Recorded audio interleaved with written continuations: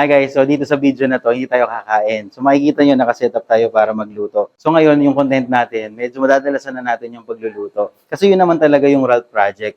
Nag-umpisa talaga ako para i-share yung mga experience ko sa kusina, sa restaurant, para alam lang din po ng ibang mga follower natin. Dati po talaga akong kusinero, naging chef, naging restaurant owner, naging consultant po sa mga business, sa food business. Pero ngayon, full-time content creator na po ako.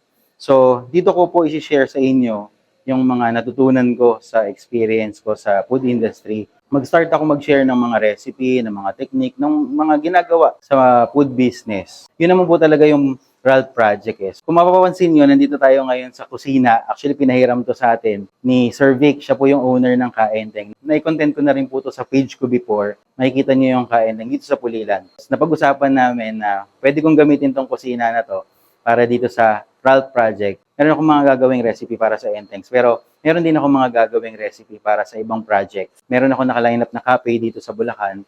Meron ding ibang mga business na gagawan natin ng mga recipe at tutulungan natin kung paano mag-start ng kanilang business. Kung meron kayong tanong, i-comment nyo, tanong man yan, o kung gusto nyo magsimula ng business, meron akong gagawing mga project na mamimili po ako ng mga pwede naming tulungan para makapagsimula sila ng negosyo. At kung meron kayong mga recipe na gustong matutunan, i-comment nyo. Sana supportahan nyo pa rin po kami. Yun lang, salamat!